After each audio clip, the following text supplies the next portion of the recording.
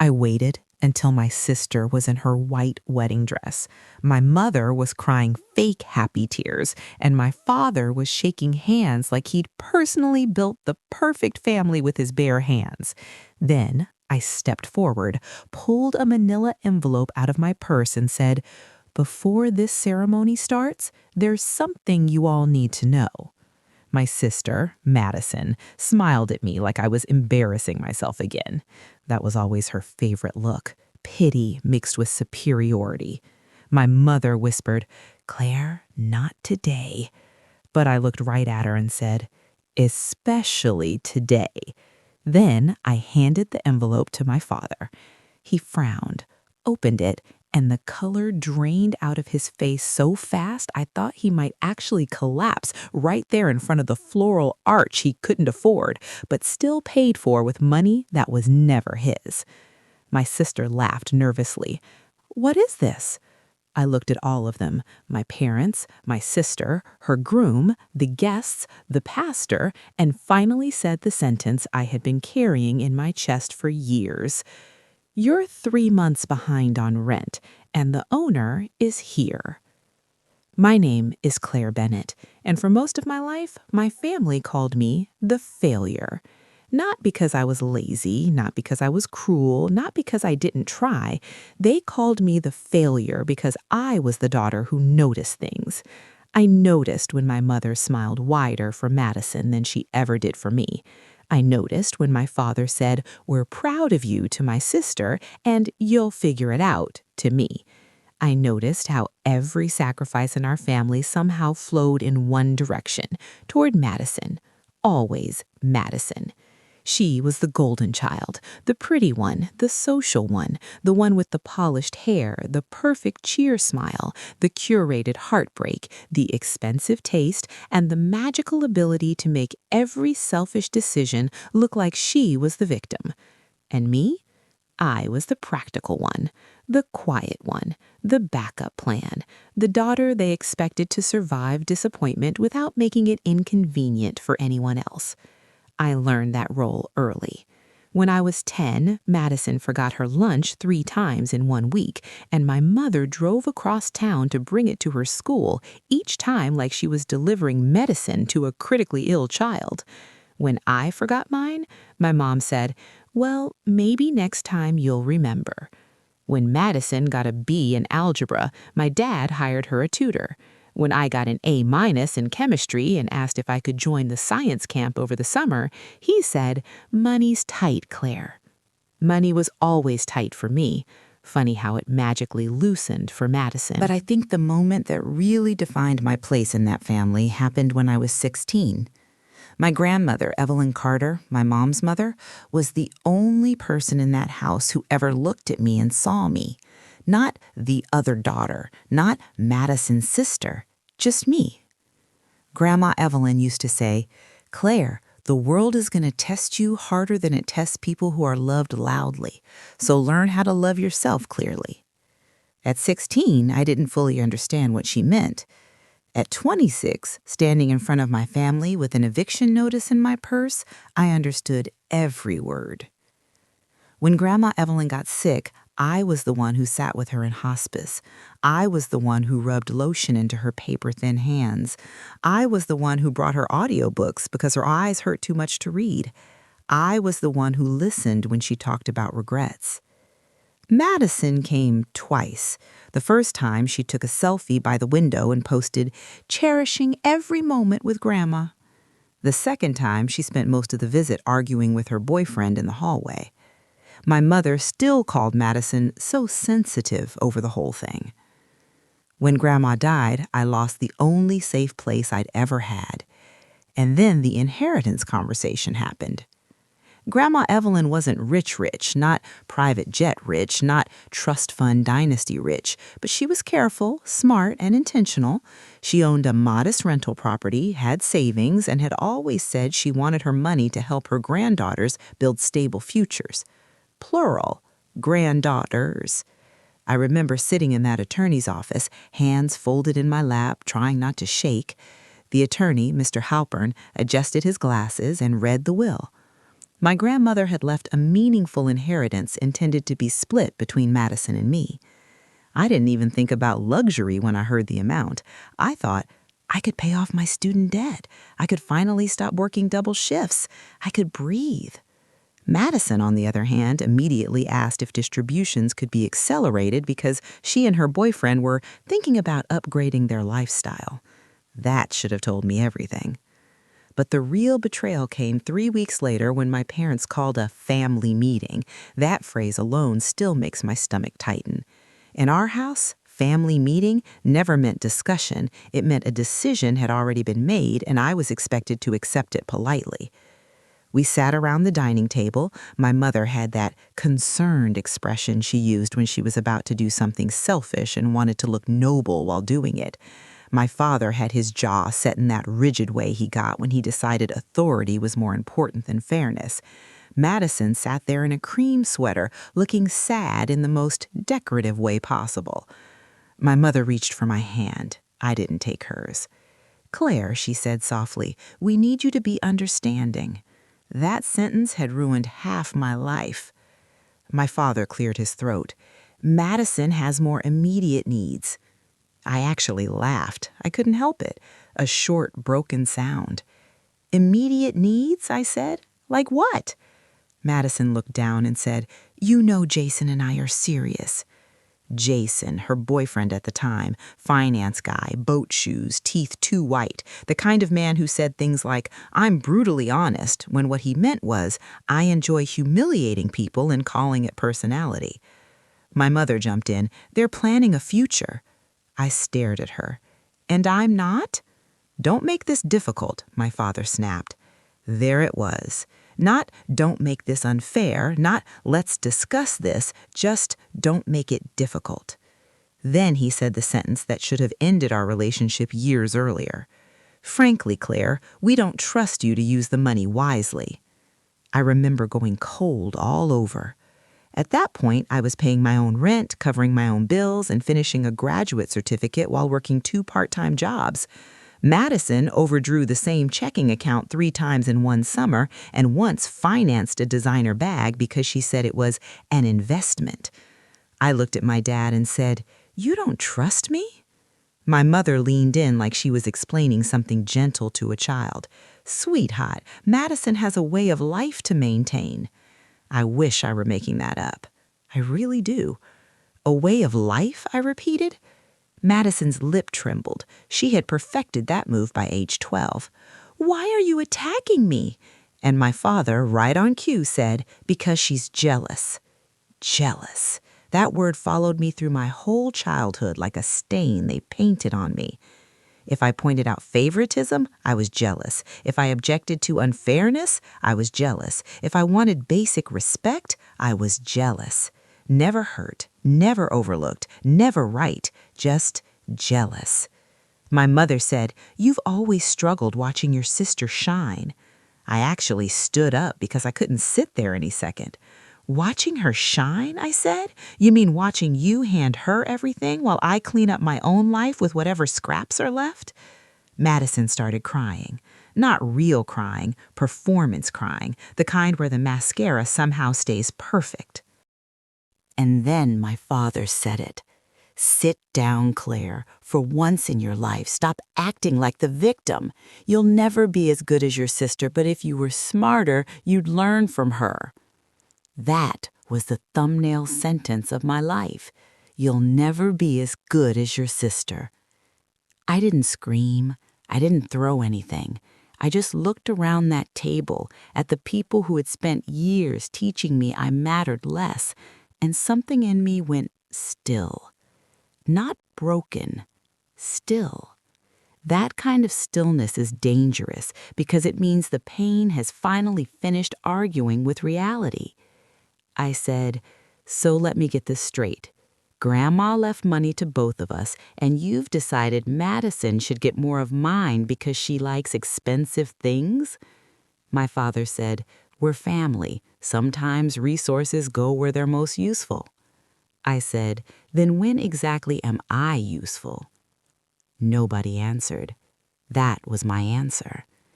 Now, legally, they couldn't just steal my inheritance, but they could manipulate, pressure, guilt, and drag things out long enough to make me feel like refusing would prove all the ugly things they believed about me. And they tried, for weeks. My mother called crying, saying Madison's future would be ruined if I wasn't generous. My father called me selfish. Madison texted me paragraphs about sisterhood and how real love means sacrifice. Then somehow the story started shifting in the extended family. Suddenly my aunt was leaving me voicemails about being bitter. A cousin I barely spoke to posted something online about how some women would rather compete with family than support them. Madison had done what she always did. She got ahead of the truth and replaced it with a prettier lie. According to her, I was unstable with money, resentful, emotionally difficult, and trying to block her from building a life. What life? She was 24, unemployed by choice, living half on my parents' money and half on the illusion that being admired counted as work. Meanwhile, I was getting up at 5 in the morning to open the coffee shop, then heading to my administrative job, then doing late-night freelance bookkeeping from my apartment until my eyes blurred. I was living on discount groceries, sleeping 4 hours a night, and praying my car made it through one more winter. But yes, tell me more about how I was the irresponsible one. The inheritance eventually came through properly because my grandmother apparently anticipated drama and structured things carefully enough that no one could outright take my portion without my signature. Mr. Halpern called me privately. He said, "Your grandmother was very specific that your share was yours. She also included a note." A note? I nearly started crying right there on the phone. I picked it up 2 days later. It was handwritten in that neat slanted script I'd recognize anywhere. "Claire, if you are reading this, then I am gone, and I suspect the room around my money is louder than the room around my love. So let me be plain. This is yours. Use it to make yourself impossible to corner. Safety first, freedom second, peace third. Anyone who asks you to surrender those things does not love you properly. Love, Grandma Evelyn." I must have read that note 20 times. Safety first, freedom second, peace third. That note became my strategy. Because while my family was busy deciding I was weak, I was finally learning the difference between being quiet and being powerless. I took my inheritance and did the least dramatic thing possible. I disappeared. Not literally. I still went to work, still paid bills, still answered the occasional text with shot, flat responses. But emotionally, spiritually, access-wise, I disappeared. I stopped defending myself, stopped explaining, stopped auditioning for decency in a family that had already cast me as the villain. And because people like that only know how to fight resistance, my silence confused them. Madison kept baiting me. She sent engagement ring photos with captions like, "Some dreams do come true." She posted videos from winery weekends while I was eating ramen at midnight after bookkeeping for a landscaping company I didn't care about. She called once just to say, "I know this has been hard for you, but one day you'll have your moment too." I put the phone on speaker, stared at the ceiling, and thought, "You have no idea." Because by then, I'd already started planning. You want to know the funniest thing about being labeled the failure? People stop watching you closely. They assume you're not capable of strategy. They assume exhaustion means incompetence. They assume being underestimated is the same thing as being unimportant. And that's how I ended up becoming the invisible person in the room long enough to change the whole game. About 6 months after the inheritance cleared, my parents made a huge announcement on Sunday dinner.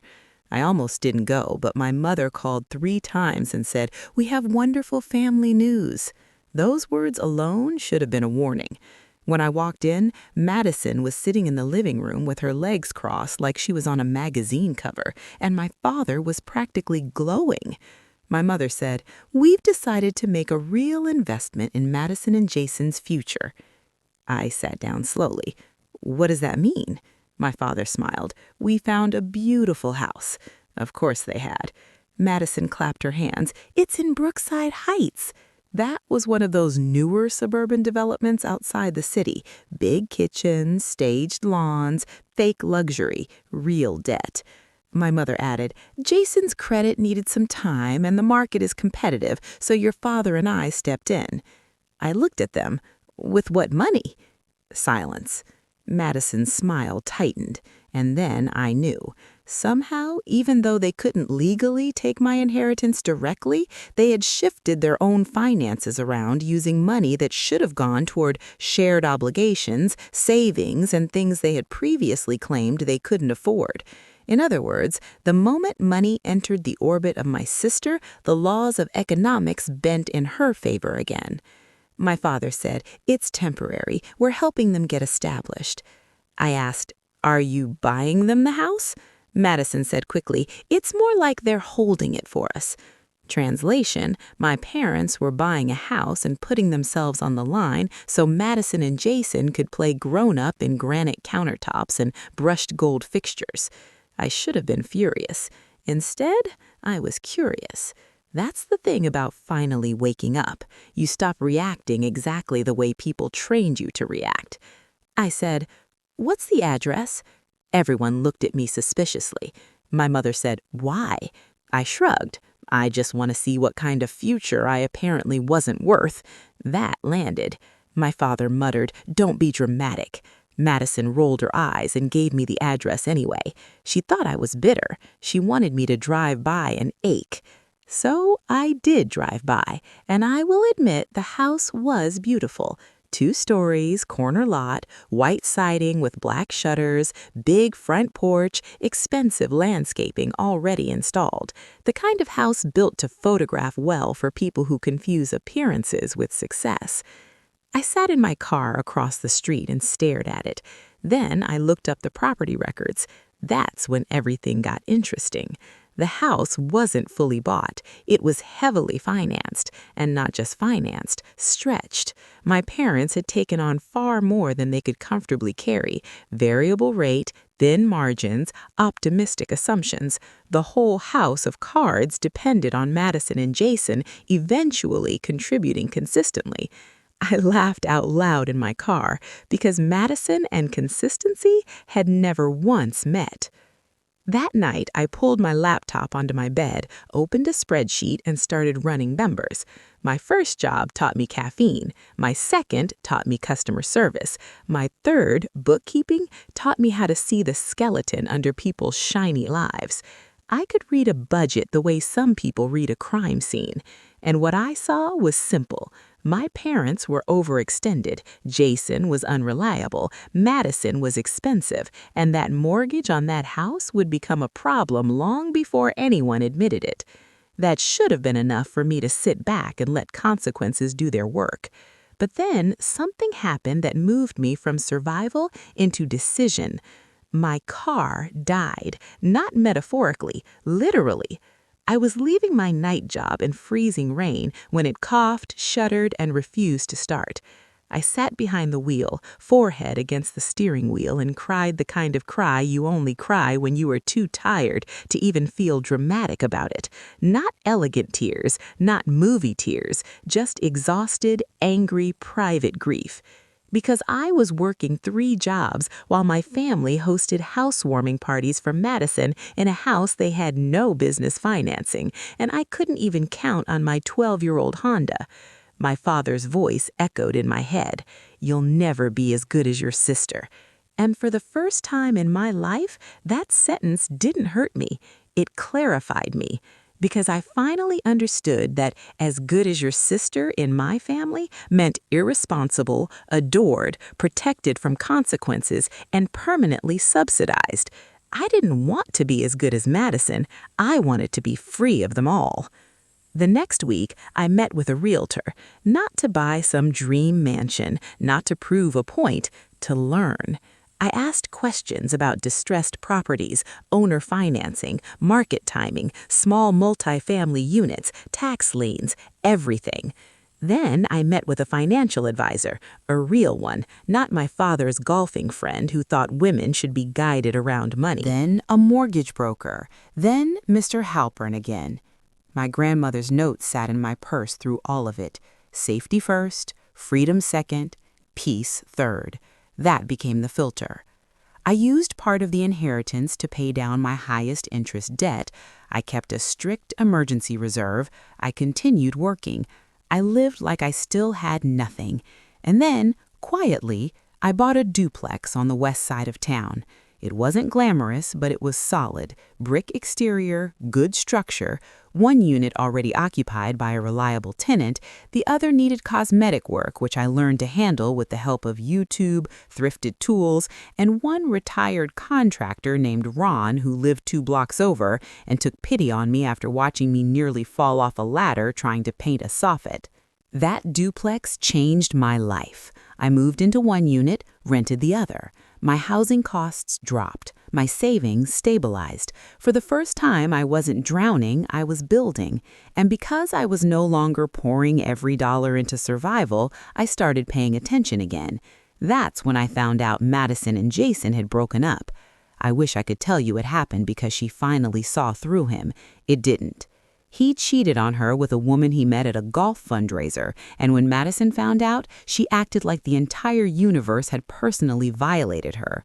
My mother moved into full crisis mode. My father started talking about protecting Madison's emotional state, and somehow, impossibly, the house issue got even worse.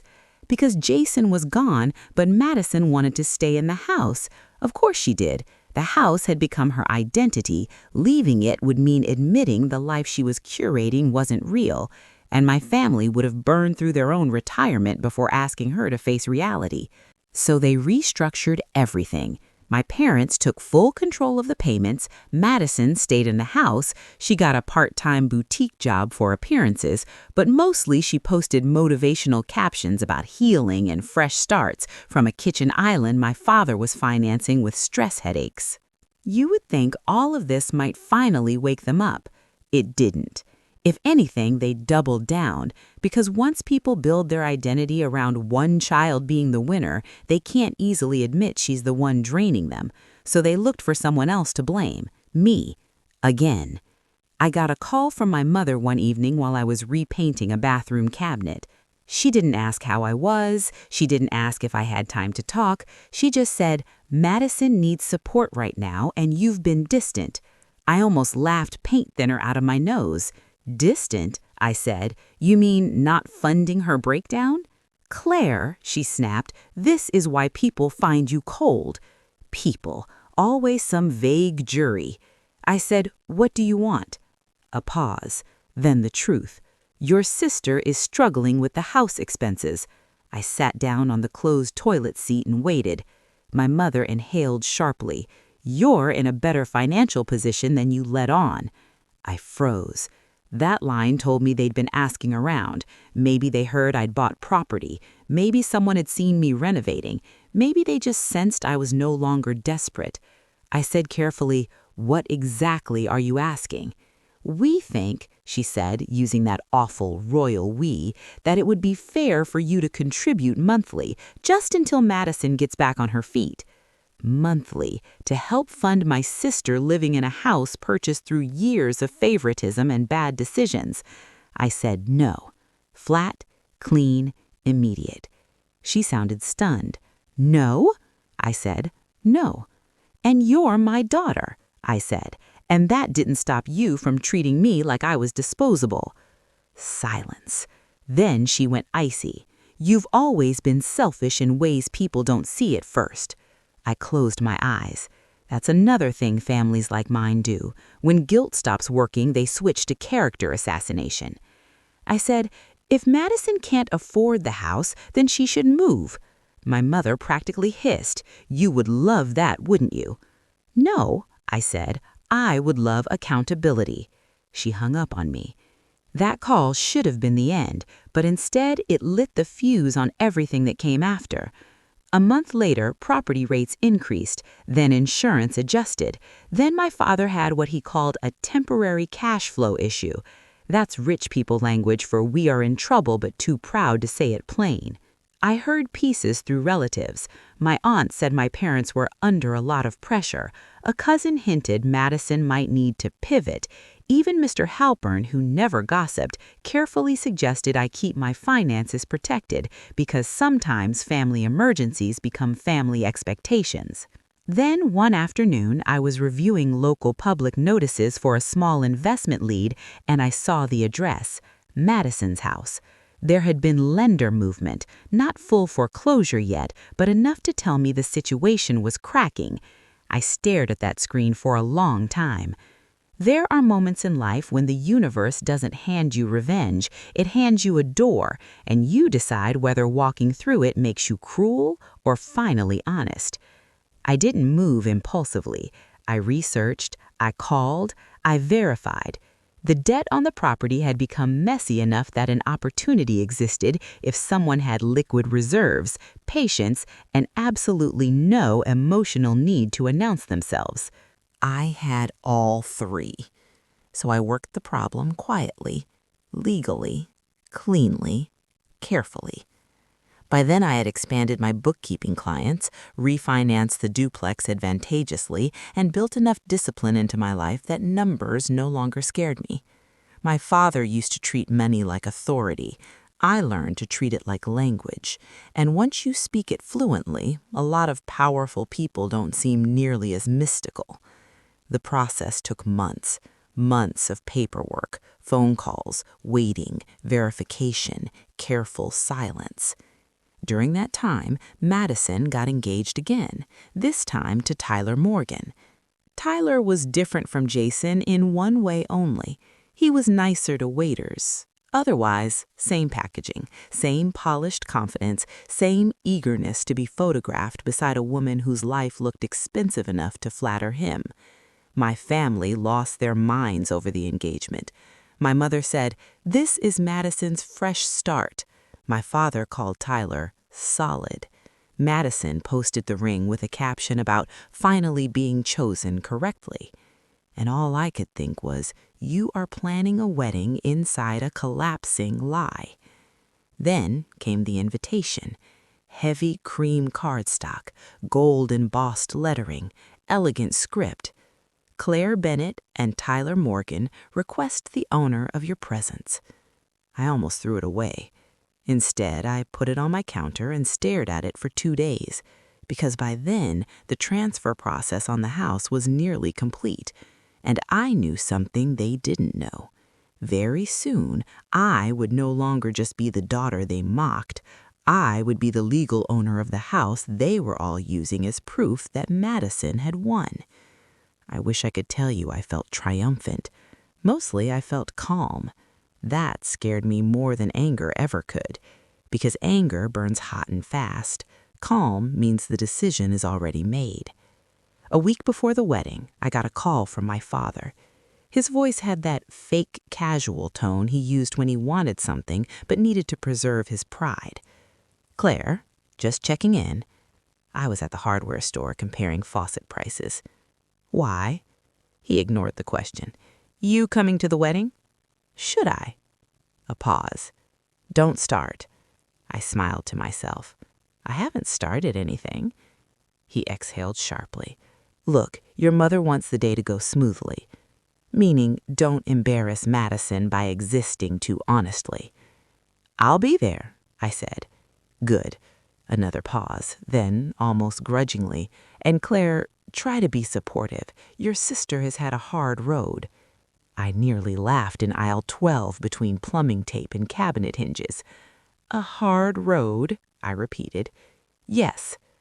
I thought about my broken car, my 14-hour days, my freezer meals, my panic over utility bills, the nights I fell asleep with tax forms on my chest. Then I said, "Sure, Dad, I'll keep that in mind." He hung up. That same evening, the final confirmation came through. The house was mine. Legally, fully, unquestionably mine. I sat alone at my kitchen table with the paperwork spread out in front of me and just breathed. Not because I was shocked, because I wasn't. I'd built this moment inch by inch.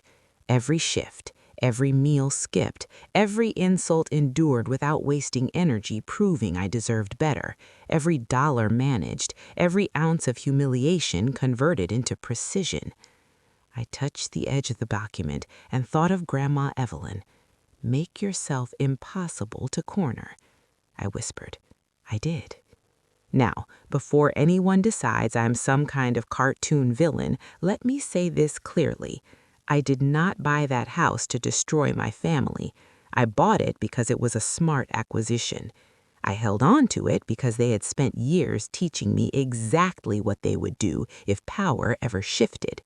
They would use me, manipulate me, drain me, and if I gave them time, they'd find a way to turn even my mercy into proof that Madison deserved more.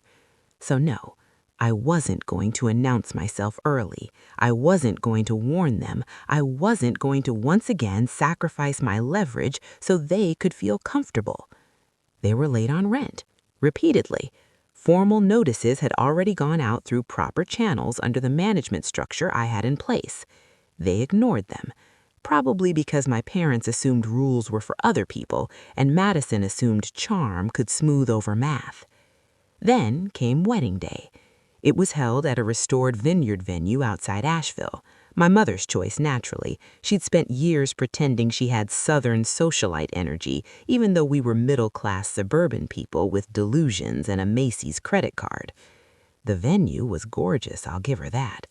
White chairs, rolling hills, soft string lights, expensive floral arrangements. The whole thing looked like a magazine spread funded by denial. I arrived in a navy dress, understated and sharp. Not flashy, not apologetic.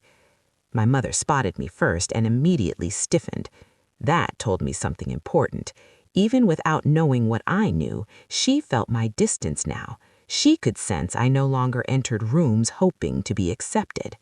She hurried over and air-kissed my cheek. "Claire, you made it." I said I would. Her smile tightened. "Let's keep everything pleasant today." Pleasant, a word women like my mother use when they mean obedient. I said, "That depends on everyone else." She blinked. "What does that mean?" "Nothing," I said, and walked past her. Madison was in the bridal suite when I saw her.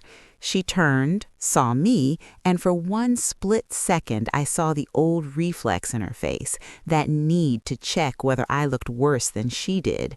When she confirmed that I didn't look broken, her smile got brittle. "Claire," she said, "wow, you actually came. Why do you always say that like I'm the unreliable one?" She laughed too loudly, still so intense. There were bridesmaids in the room, all doing that awkward social calculation people do when they sense family tension and desperately hope it won't spill onto satin. Madison adjusted her veil and looked at herself in the mirror. "You know," she said casually, "I almost didn't invite you." I leaned against the doorway. That would have saved us both time. She smirked. Mom said it would look bad. There it was. Not love, not reconciliation, optics. I said, "Then I'm glad I could help the family image one last time." Her smile dropped for a second. "One last time?" she asked. I looked at her reflection, not her. "Just enjoy your day, Madison." And I left. The ceremony was scheduled for 4. By 3:30, guests were seated, music was drifting over the lawn, and my father was working the crowd like a man auditioning to be remembered as stable. He stopped me near the bar. "You look nice," he said.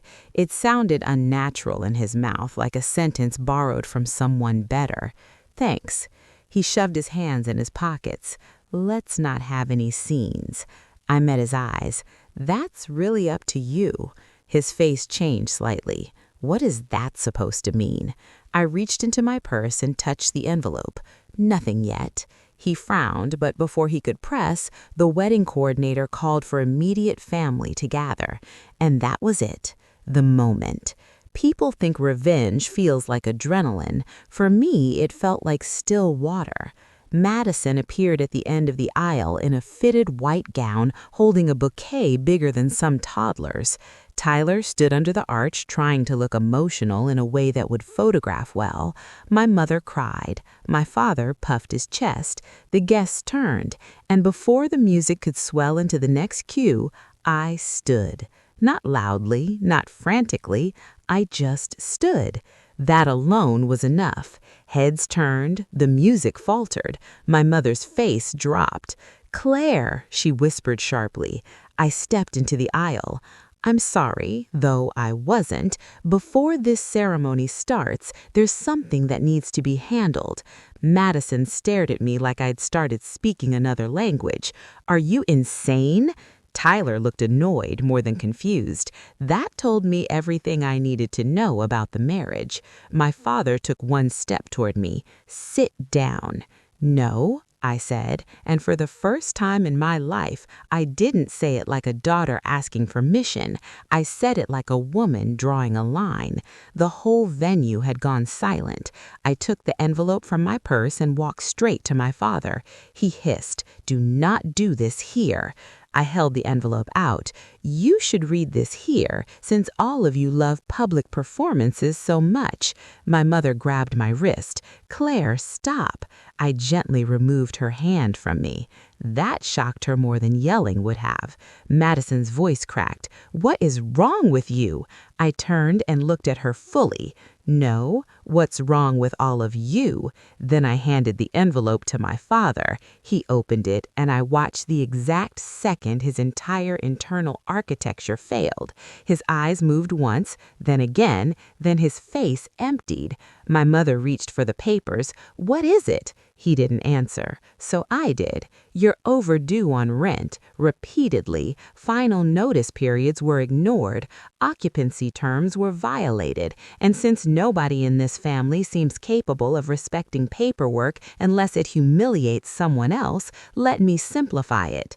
I turned toward Madison. "You're living in my house." There was a sound in the crowd, one of those involuntary murmurs people make when reality becomes better than gossip.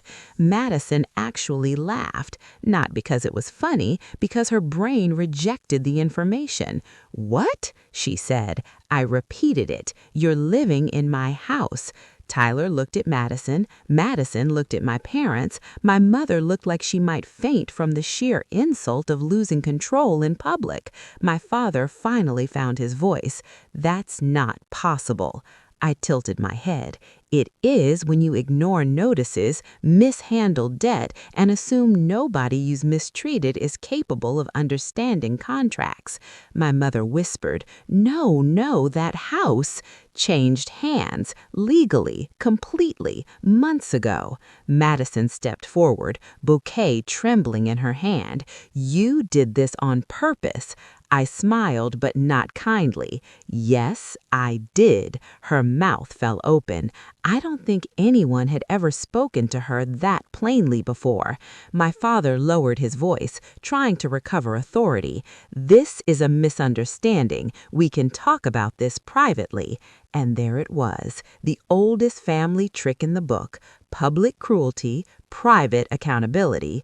I shook my head. "No, you don't get private protection after years of public humiliation." My mother's voice turned desperate. "Claire, please, this is your sister's wedding." "And that," I said, "is exactly why you all thought I'd stay quiet, because you spent my whole life assuming I'd choose dignity while you chose damage." Madison looked wild now. "You're jealous. You've always been jealous." The old accusation, the tired one, the convenient one. I took a breath and said clearly enough for every guest to hear, "No, Madison, I was exhausted. There's a difference." That shut her up. Tyler finally spoke. "Can someone explain what the hell is happening?" I looked at him. "Sure, the short version. The house your fiancé has been pretending is part of her success story is owned by the sister her family called a failure. Rent hasn't been paid, notices were ignored, and since you're all gathered here celebrating her future, I figured now was the right time to be honest about the present. He looked at Madison like she'd handed him a live grenade disguised as a bouquet. "I thought your parents owned that house," he said. My father snapped. "We did." "Past tense," I said. He glared at me. "You think this makes you powerful?" I looked at him for a long second. Then I said the thing I had wanted him to understand for years. No, being powerless never meant I was stupid. You could have heard a pin drop on that lawn. My mother started crying for real then, but even in that moment I couldn't trust it. Not because I thought she felt bad for me, because I knew her too well. She was crying for the collapse of her narrative, for the horror of being seen clearly. Madison's mascara finally started to run. Good. She pointed at me with shaking fingers. "You waited for my wedding day." I nodded. Yes. "Why?" That question stunned me. Why? Like she genuinely couldn't imagine cause and effect reaching her? So I told her. Because every major moment in my life, this family found a way to make me smaller so you could feel bigger. Graduation, inheritance, work, relationships, grief. Every single time I was told to be understanding while you were rewarded for being reckless. And I decided if you were going to learn what consequences feel like, you were going to learn it on a day you thought made you untouchable. Tyler stepped back from her, subtle, but I saw it. The guests saw it too. Madison looked around, panicked now, realizing sympathy was leaking out of the room. "This is evil," she whispered. I laughed once. No, evil was watching me work 3 jobs while you lived in luxury bought with sacrifices I was told never existed. Evil was calling me a failure while spending every ounce of support on you. This, I lifted my chin, this is paperwork. A couple people in the back actually gasped. My father took a step toward me, jaw tight. "Enough!" I looked at him right at him. "You told me I'd never be as good as my sister." He didn't answer, so I continued. "You were right."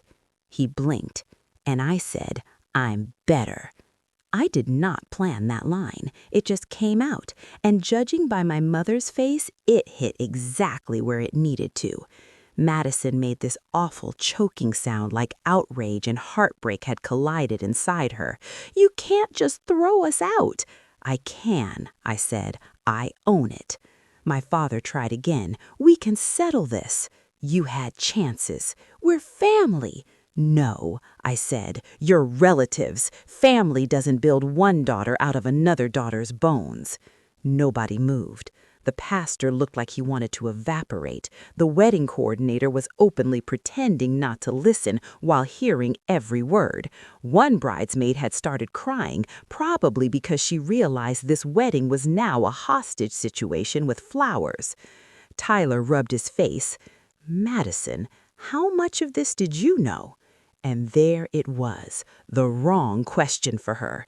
Because if she said nothing, she looked stupid. If she said everything, she looked complicit. She landed in the middle, which is where cowards live. "I knew there were some payment issues," she said. Tyler stared at her. "Some payment issues?" My mother jumped in. "This is not the time." I said, "Actually, it is." Then I reached into the envelope again and pulled out one more document, a clean, formal letter. I handed it directly to Madison. She didn't want to take it, so I held it there until she had to. "What is this?" she whispered. "Your move-out deadline." My mother made a broken sound. My father said, "You ruthless little—" I cut him off. "No, don't do that. Don't stand there after a lifetime of calling me weak and act shocked that weakness was never the problem." He looked like he wanted to slap me. Maybe he wanted to for years. But he couldn't. Not there, Not now, not with witnesses. And that was new too. Madison ripped the letter open, scanned it, and then looked at me with naked hatred. "You ruined my wedding!" I leaned closer and said quietly, "You ruined my childhood." She flinched. For the first time, I think she actually heard me. Not agreed, not cared, heard. Tyler looked at the guests, then at Madison, then at my parents. And then he did the most honest thing anyone in that family had done in years. He took off his boutonniere and dropped it on a chair. "I can't do this today," he said. Madison grabbed his arm. "Tyler!" He pulled away. "You lied to me." My mother stepped forward. "This is a misunderstanding." Tyler actually laughed. "Your daughter is getting evicted at her own wedding, and you think this is a misunderstanding?" Then he walked straight down the aisle, past the guests, past the floral arrangements, past the story they'd all paid thousands to stage. Madison screamed after him, not cried, screamed. And just like that, the perfect day they'd built on denial cracked in half. The guests started whispering. Some stood. Some pretended to check phones. A few people left immediately because there's only so much secondhand shame a person can survive in formal wear. My mother turned to me with tears and rage mixing on her face. "How could you do this to us?" I stared at her. That question had lived inside me for years. Only I had been the one asking it. So I gave her the only answer she'd earned. "The same way you did it to me, repeatedly. I just did it once." She slapped me. Not hard enough to knock me over, just enough to make a sound. The whole venue went silent again. She looked horrified the second it happened, like even she hadn't expected herself to cross that line in public. I touched my cheek slowly. Then I said very calmly, "Thank you." My mother blinked. "What?" I looked around at the guests. Now everybody gets to see it. That was the moment she broke. Not because she felt guilty, because the mask was gone. My father rushed to her. Madison collapsed in hysterics, and I just stood there in that expensive wreckage, feeling lighter than I had in years, because it was over. Not the conflict, not the fallout, the performance. The lie that I was the difficult one. The lie that Madison's comfort mattered more than my dignity. The lie that silence was strength when all it had done was protect the people hurting me. I turned and walked back down the aisle alone. No music, no applause, no cinematic triumph, just the sound of my own heels on the stone path. And for the first time in my life, that sound belonged to me. Now, if you think that was the end, you've never dealt with a family like mine. The next 48 hours were chaos. My phone exploded.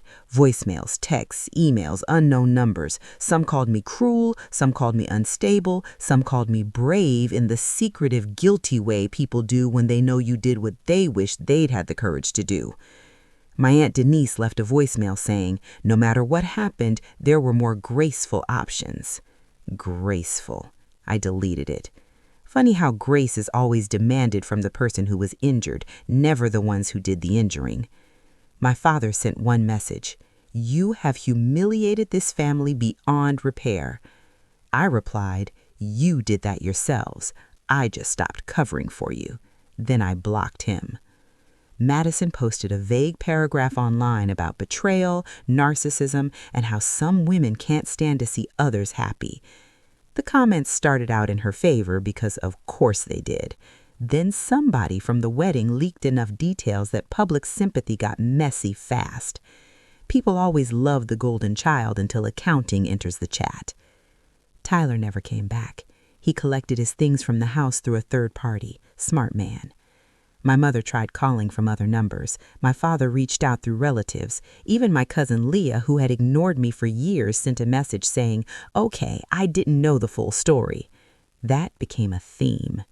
Nobody knew the full story because nobody had ever cared enough to ask me for mine. But here's the part that mattered most. I followed through.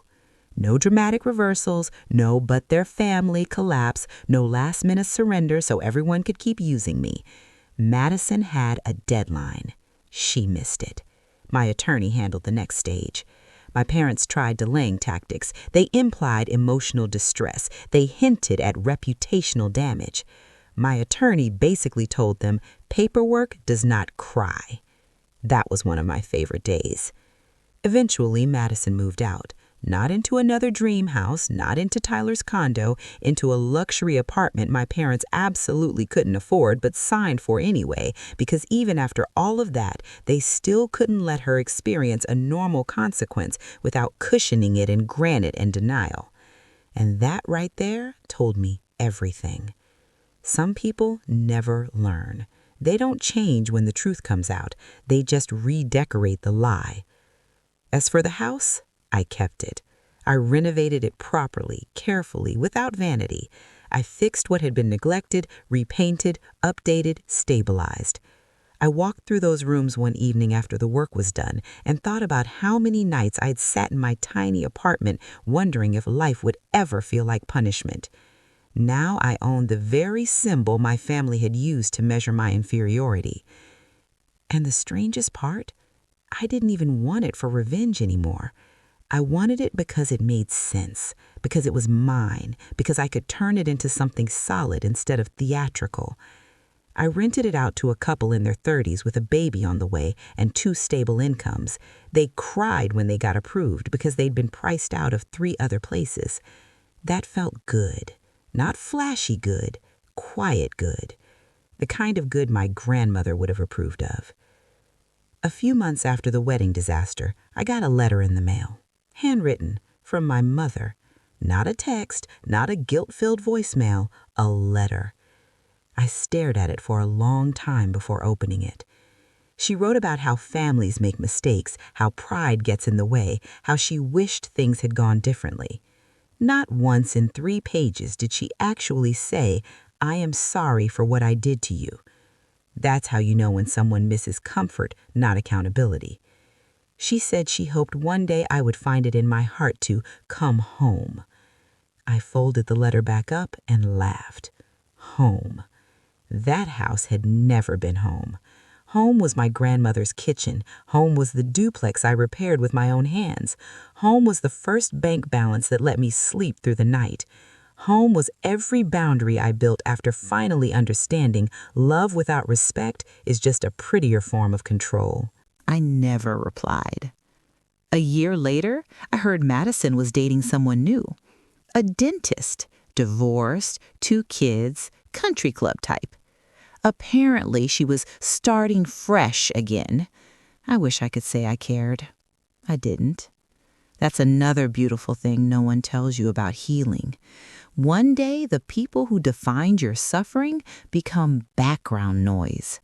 Not because what they did was small, because you finally made yourself bigger than their version of you. My father never apologized. That was less surprising than rain. The last thing I heard he said about me was at a family barbecue I wasn't invited to, which was honestly a gift. According to my cousin, he muttered, "Claire always had a vindictive streak." Maybe. Or maybe what men like him call vindictive is just a woman refusing to stay convenient. Either way, I'm fine with it. Because I know who I was before all this, and I know who I became after. I was never the failure. I was the one carrying the full weight of being unloved correctly while still building a life. Do you understand how hard that is? To be dismissed and still disciplined, mocked and still responsible, excluded and still kind enough not to burn everything down the first time you got a match. That wasn't failure, that was endurance. And eventually, endurance with a backbone becomes power. Sometimes people ask whether I regret doing it on her wedding day. No, I regret waiting that long to stop protecting people who enjoyed my pain. I regret every year I spent thinking my worth could be negotiated through good behavior. I regret how often I confused silence with maturity. But the wedding day? No. That was the day the truth arrived, dressed better than all of us. And if I'm being completely honest, the part I remember most isn't my father's face going pale, or Madison dropping her bouquet, or Tyler walking out. It was the walk back down that aisle. Because while everyone else was panicking over appearances, I felt something settle in me for the first time. I wasn't leaving as the overlooked daughter. I wasn't leaving as the family scapegoat. I wasn't leaving as the woman they called jealous, difficult, cold, or less than. I was leaving as the owner, not just of the house, of myself. And that mattered more. If my grandmother could have seen me that day, I think she would have shaken her head at the drama, called me stubborn, then smiled that quiet little smile of hers and said, "Well, they did corner the wrong girl." And she would be right, because they spent years teaching me how little mercy they'd give me if our positions were reversed. All I did was believe them. So no, I was never as good as my sister. I never wanted to be. She needed applause. I needed freedom. She built an image. I built leverage. She thought love meant being rescued. I learned love. Real love starts with not abandoning yourself. And in the end, when the music stopped, the guests whispered, the groom left, and the flowers started dying in expensive arrangements no one would remember, I was the one still standing. Not because I was chosen, not because I was favored, not because anyone came to save me, because I saved myself. And if that makes me the villain in their version of the story, fine. At least in mine, I finally get to be the woman who wins.